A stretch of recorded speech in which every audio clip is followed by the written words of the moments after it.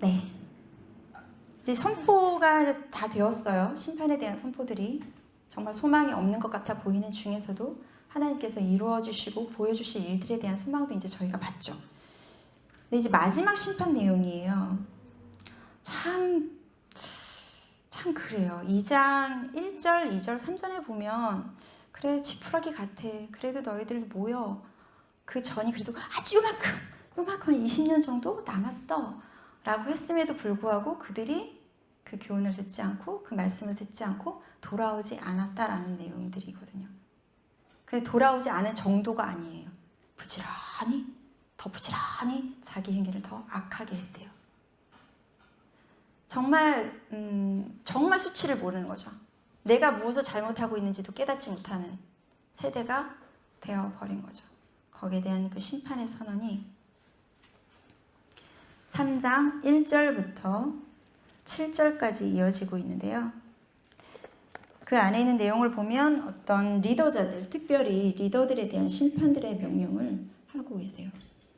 그리고 그들을 표현하시기로는 5절에 보시면은 그들이 불의하다, 수치를 알지 못하는 자들이다 라고 되어 있어요.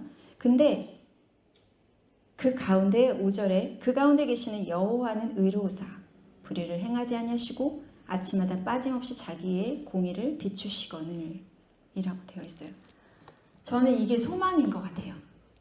리더들도 다 아꼈고 심판의 명령들도 다 되어 있어요. 근데 그럼에도 불구하고 하나님께서 이곳을 떠나지 않고 그 가운데 계시다라는 것을 우리가 취하는 것. 그게 바로 저희가 이 시대를 지나갈 수 있는 힘이지 않을까 싶습니다. 그리고 하나님께서는 정말 포기하지 않으신 것 같아요. 아침마다, 때마다 하나님의 공의를 다 그냥 계속해서 보여주셨대요. 근데 사람이 취하지 않은 거죠. 7절에 보면은 2장 1절부터 3절 말씀을 한번 기억하시면서 들어보세요. 내가 이르기를 너는 오직 나를 경외하고 교훈을 받으라. 그러면 내가 형벌을 내리기로 정하기는 하였지만 너의 거처가 끊어지진 아니할 거야 하였으나 그들이 부지런히 그들의 모든 행위를 더럽게 하였느니라. 2절의 말씀, 2장에 있는 말씀들이 이제 선포되어진 이후인 거죠. 그러니까 이들이 들은 거예요. 소리를 치는 사람들이 있기 때문에 들었어요. 그런데도 불구하고 돌이키지 않은 것에 대해서 마지막 예루살렘에 대한 심판을 하나님께서 선언하십니다. 그리고 불과 몇 년 후에 바벨론에 의해서 586년에 완전히 폭삭 망해버린다. 다 불타버리고요. 다 끌려가 버리게 되죠. 이 상황들을 지금 스바냐는 보고 있고 그가 지금 이제 선포를 하고 있는 것입니다. 3장 9절에 이어지는 내용들이 바로 이제 회복에 대한 부분들이에요.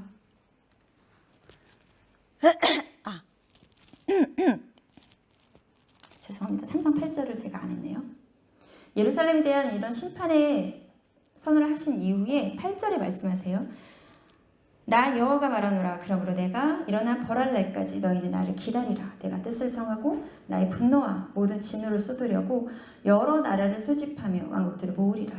온 땅이 나의 질투의 불에 소멸되리라. 라고 기록되어 있습니다. 여기 아까 저희가 1장에 보시면 1장 7절 한번 보시겠어요? 주 여호와 앞에서 잠잠할지어다. 이는 여호와의 날이 가까웠으므로 여호와께서 희생을 준비하고 그가 청할 자들을 구별하셨습니다. 라고 제가 그 본문 말씀 보면서 설명을 드렸어요. 그 일들이 얼마나 명백백백한지 얼마나 구체적으로 지금 표현하고 계신지 모르겠습니다. 8절에 보면은 그 벌할 날이 가까이 온 것, 그리고 이미 그 뜻들이 하나님의 뜻들이 정해진 것.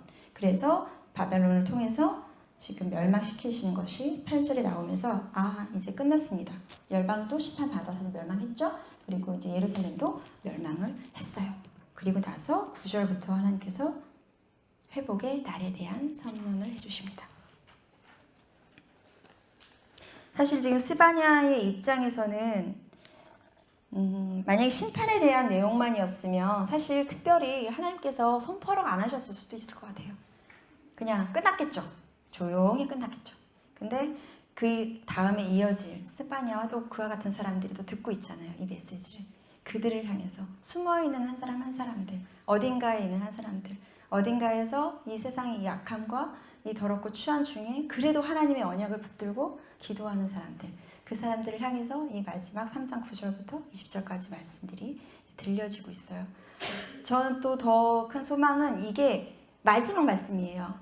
끝이에요. 스바냐서가. 또 다른 심판이 또 언급되어 있지는 않아요. 그래서 하나님께서 완전하게 성취하실 하나님의 나라, 하나님께서 남은 자들에게 완전하게 주실 그 기쁨, 그것들이 마지막에 선포되어 있는 것 같습니다. 그리고 하나님께서 회복을 시키시는데요. 아까 저희가 그 전체 구조에서 보셨던 것처럼 이제는 순서도 온 땅에 대한 회복을 먼저 얘기를 하고 계세요. 3장 9절 그리고 10절을 한 번 읽어주세요. 그때 내가 여러 백성의 입술을 깨끗하게 하여 그들이 다 여호와 이름을 부르며 한 가지로 나를 섬기게 하리니 내게 구하는 백성들 곧 내가 흩은 자의 딸이 부스강 건너편에서부터 예물을 가지고 와서 내게 바칠지라. 아멘. 아까 저희가 2장에서 봤던 것들랑 이제 비슷하죠. 하나님께서 이루실 회복이 단순히 어떤 나라가 아니라 특별한 누구가 이제 되는 거죠. 근데 그 대상이 이제는 열방을 향해서 열려 있음을 다시 한번 선포가 되고 있습니다. 그들이 하는 게 뭐죠? 하나님이 정결케 하실 거예요. 이거는 뭐 사람이 하는 건 아니니까요. 근데 여호와의 이름을 부른다라고 되어 있어요. 그리고 나를 섬긴다라고 되어 있어요. 남은 자들이 행하는 것들은 2장에 하나님께서 말씀하신 것처럼 규례를 지키는 자들이 말한 것처럼 여호와를 찾는 것, 여호와 앞에 나오는 것, 예배하는 자들, 그들이 바로 남은 자임을 이 구절을 통해서도 볼 수가 있고요.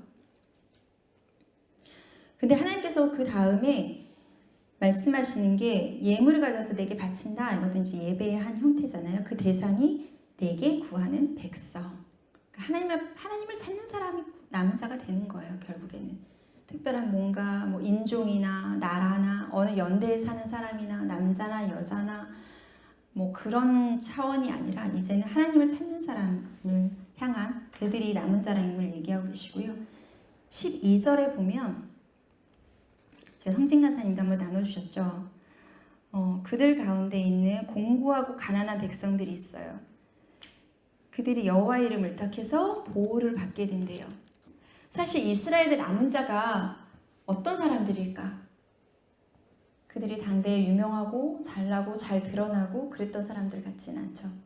그리고 사실 요시아의 그 시대, 즉 심판이 지금 선언된 그 시대는 가난한 자들의 배려, 사회적인 그런 공의 그런 게 없던 시대였잖아요. 이제 그들이 살아나는 시대인 거예요. 그들이 하나님으로부터 보호받는 시대인 거예요. 이게 바로 남은 자들에 대한 하나님의 마음인 거죠. 그리고 이스라엘 남은 자에 대한 이야기가 이제 13절에 이어지고 있어요. 이스라엘 남은 자는 악을 행하지 않아요. 그리고 거짓도 말하지 않아요. 입에 거짓된 혀가 없어요. 먹고 누울지라도 그들을 두렵게 할 자가 없어요. 하나님께서 이제 회복에 대한 이야기를 하시면서 이스라엘 남은 자에까지 이제 오셨는데요.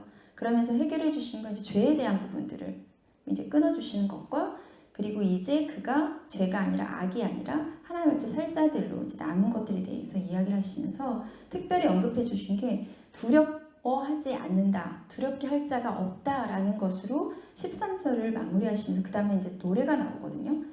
그 안에서 왜 두려워하지 않을 수 있는가? 우리가 지금 이 땅을 남은 자로 살아가잖아요. 우리가 두려워하지 않을 수 있는 이유를 그 다음 절부터 말씀해 주고 계십니다. 3장 14절에서 17절까지를 14절부터 17절까지 저희가 함께 읽어보도록 할게요. 시작! 시온에 따라 노래할지어다. 이스라엘아 기쁘게 부를지어다. 예루살렘 따라 전심으로 즐거워하며 급하게 즐거워할지어다. 여호와가 내 형벌을 제거하였고 내 원수를 쫓아냈으며 이스라엘 왕 여호와가 내 가운데 계시니 내가 다시는 화를 당할까 두려워하지 않을 것이라.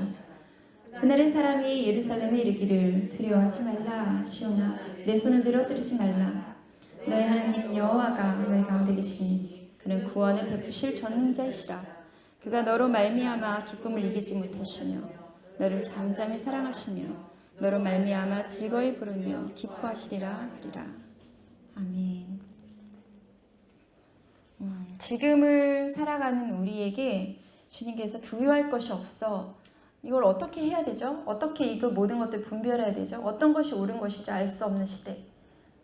그 어떤 사람들도 내 편일 것 같지 않고 내가 하는 것이 과연 맞는 것이 내 스스로도 의문이 가는 시대. 나는 그래, 하나님 뜻대로 살아. 그런데 이 세상은 점점 망해가고 점점 더 멸망의 길로 가고 내 아이들은 그 안에 있고 그때는 난 그 안에서 무엇을 어떻게 해야 돼? 라고 하는 것들이 우리 가운데 생길 그때에 하나님께서 우리한테 두려워하지 말라고 하시는 거죠. 너희 걱정하지 마. 무서워하지 마. 그런 것들로 인해서 너의 마음을 피폐하게 하지 마. 너에게 내가 기쁨을 줄 거야. 근데 그 기쁨이 오는 근원이 바로 여호와로부터.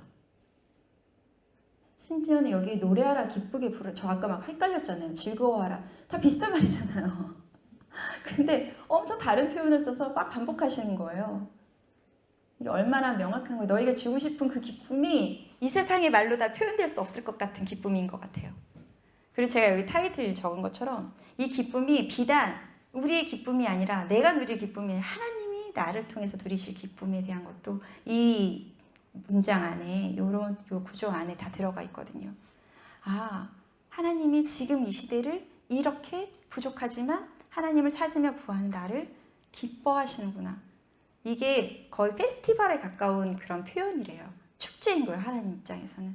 심판으로 다 멸망했지만 남은 너희들로 인해서 내가 얼마나 기뻐하는지, 너희가 끝까지 남아있어줘서 그것을 통과해줘서 내가 얼마나 기쁜지, 그것을 이야기하시면서 그것을 통과하고 넘어갈 수 있는 단 하나,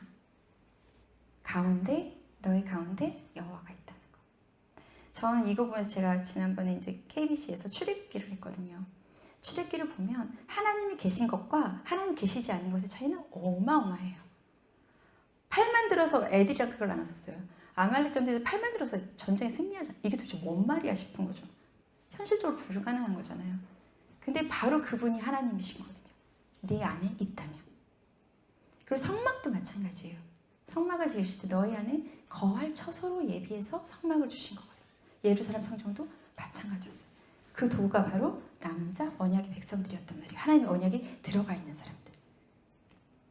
그것들 다시금 세워가시는 거예요. 하나님, 내가 너희 안에 있을게. 내가 너희 안에 있을게. 근데 보이진 않죠. 그걸 확인할 수 있는 게 찾는 거예요. 내가 하나님 찾으면. 누구나 다 이 자리에서 함께 아까 예배한 것을 예배한다고 해서 다 하나님 경험하진 않잖아요. 그 안에 하나님이 있는 사람, 하나님이 계속 사인을 주는 사람, 나 여기 있어, 나 여기 있어 하는 그런 사람이 그런 예배에 반응할 수가 있는 거죠.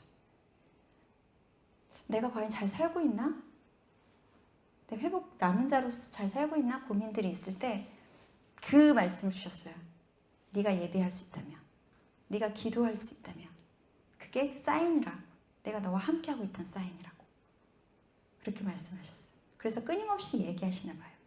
너희 안에 하나님 없어도 된다라는 그 하나? 그냥 사는 거야. 그거는 너의 삶이 아니야. 너의 삶은 끊임없이 나를 찾는 거야.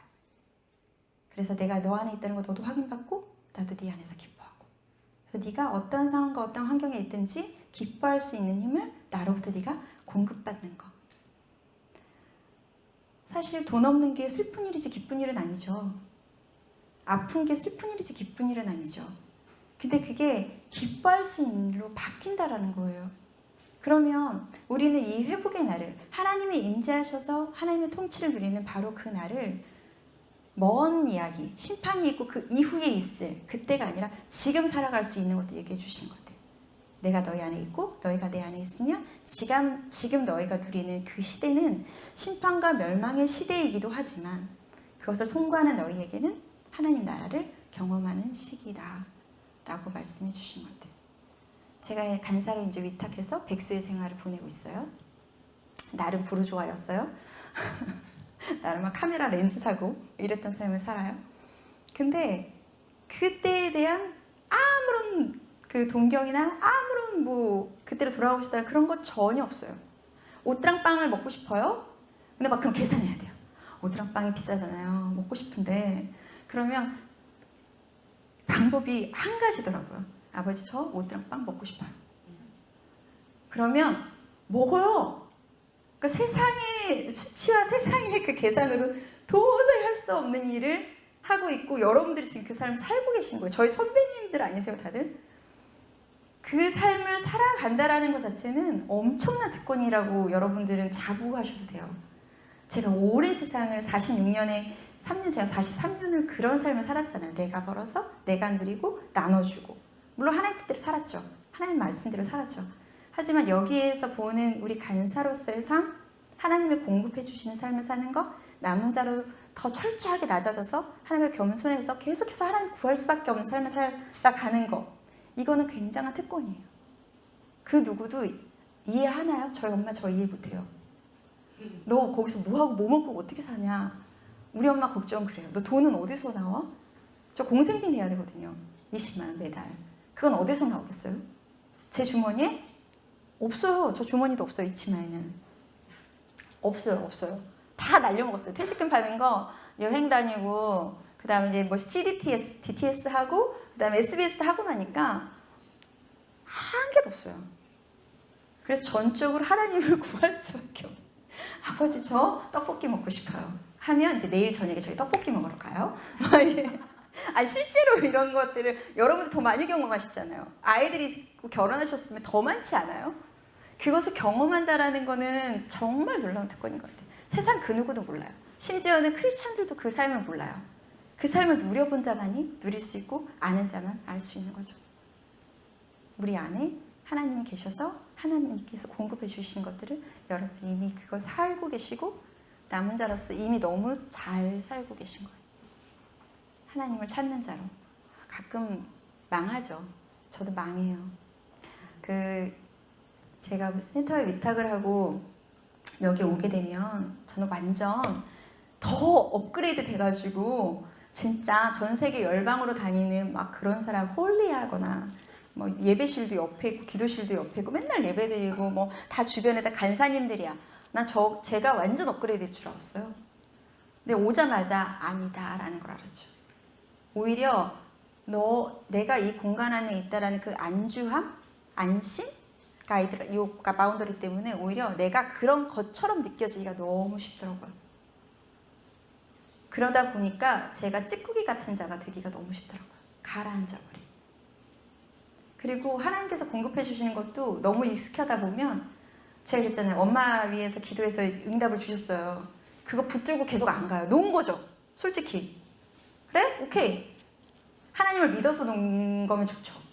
근데 정말 하나님에 대해서 신뢰를 한다면 끊임없이 붙들고 가는 게 믿음인 것 같아요. 저에게 주신 약속의 말씀. 근데 가끔 뒀다가 다시 찾았다, 뒀다 찾았다 하더라고요. 그래서 지금 심판의 말씀들이 엄중히 선포가 되어졌어요. 실제로 남유다의 심판이 임했어요. 저희 안에도 그런 시기들이 계속해서 보여지게 되죠.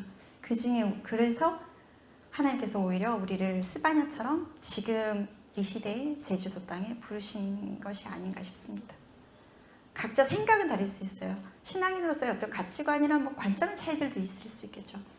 근데 우리가 하고 있는 거 동일한 거 한 가지 있잖아요. 여호와를 찾는 거. 주님 앞에 예배하기 원하는 거. 그 예배 안에서 하나님으로부터 동일한 음성을 듣는 거. 그게 굉장히 놀라운 힘인 것 같아요. 아버지께서 주신 말씀처럼 여호와의 말을 그 남은 자인 스바냐에게 그리고 우리에게 주셨고 또 우리 이제 그 삶과 그 말을 선포하는 자로. 근데 마지막에 스바냐서의 그 18절부터 보시면은요. 내가 절기로 말미암아 근심하는 자들을 모으리니 그들은 내게 속한 자야. 그들에게 지어진 짐이 치욕이 되었어. 근데 그때 내가 너를 괴롭게 하는 자를 다 벌하고 저는 자를 구원하고 쫓겨난 자를 모으고 온 세상에서 수욕받는 자에게 칭찬과 명성을 얻게 할 거야. 내가 그때 너희를 이끌고 그때 너희를 모을 것이고 내가 너희 목전에서 너희의 사로잡힘을 돌이킬 거고 너희가 너희에게 천한 만민 가운데서 명성과 칭찬을 얻게 할 거야. 이건 내 말이야. 라고 해주셨어요. 단순히 우리가 이 땅에서 그냥 살아가는 것으로 하나님 나라를 누리는 것으로만 끝이 아니라 하나님께서 주신 약속은 심지어 사람들이 온 열방이 우리를 보고 칭찬과 높임을 하는 그때에 대한 약속도 우린 동일하게 받은 사람들인 거예요. 너희 왜 그렇게 살아? 뭐 그렇게 사는 거 맞아? 그래 직장을 좀 다녀야 되지 않을까? 이 세상에서? 그러면 뭐 이 정도 나이에 제가 이제 팀장에 있다가 왔는데 이 정도 나이 되면 뭐 부장쯤 가야 되는 거 아니야? 어느 정도 명함을 좀 그래도 줄 수 있는 정도가 돼야 되는 거 아니야?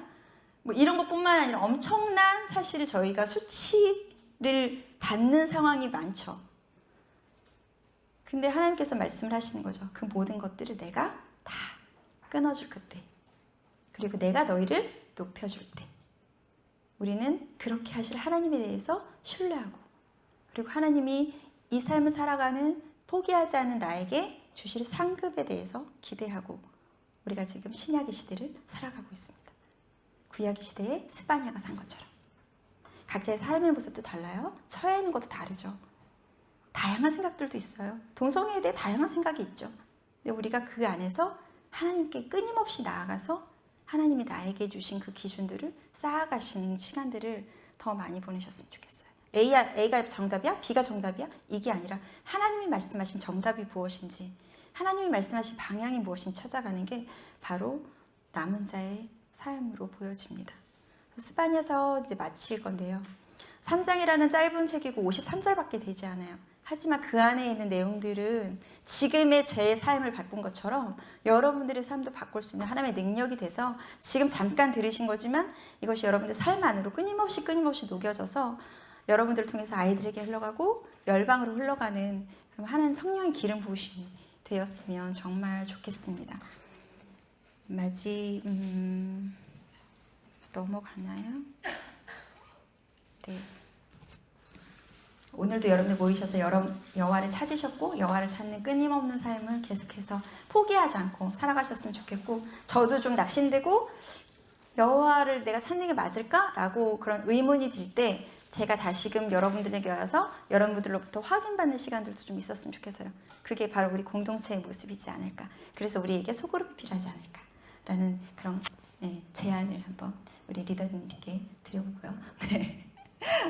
그러면 잠시 기도하고 마치도록 하겠습니다. 제어라는 사람이 짧은 시간에 전한 거지만 사실 이 내용 안에는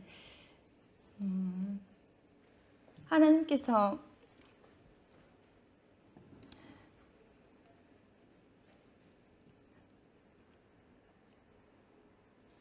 저에게 지금까지 행하셨던 저의 모든 삶의 사실은 들어가 있거든요.